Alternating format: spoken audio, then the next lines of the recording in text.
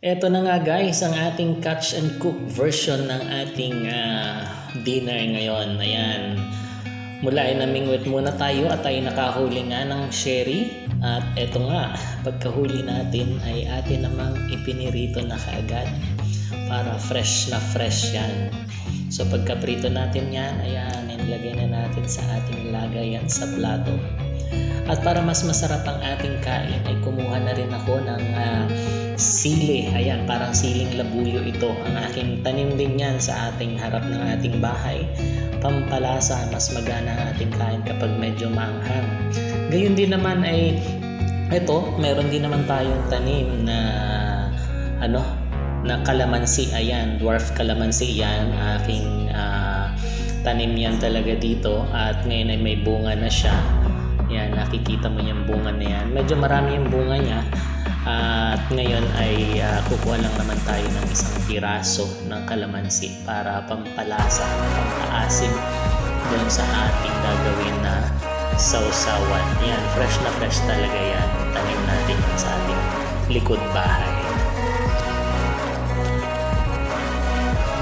At yan na nga, ako ay naghahiwa na rin ng ating fresh na kamatis at sibuyas. Nilagyan ko na rin yan ng hiniwa na sili. At yan, nilagyan ko na rin ng pampalasa ang toyo. At syempre, hindi mawawala ang ating fresh na kalamansi. Yan talaga ang masarap dyan. Iba talaga ang asin ng kalamansi kapag nilagay natin sa ating sausayan. Then, konting halong, mekos.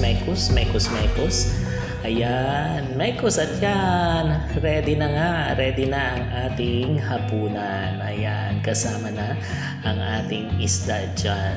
Ayan, ready. Let's get ready to eat for our dinner. Ayan, eto na nga. Inihanda ko na sa aming hapag.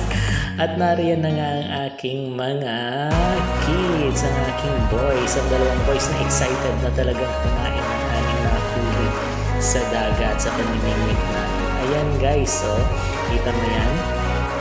Talagang nagkamay pa sila. Nagkamay na sila para mas masarap ang kainan. Ayan, nakikita mo yan. Kunyari, ayaw pa ng isang, pero yun, oh, wow, ang sarap. Kinamay na at isinawsaw na sa toyo. Toyo, gusto lang nila itoyo. Sa akin ay yung may kamatis at saka sibuyas. Ayan, oh, kita mo kung paano siya sumubo. Dire-diretso. Wow, thank you. Napakagana nilang kumain kapag ganyan ng ulam. So, ayun guys, thank you for watching.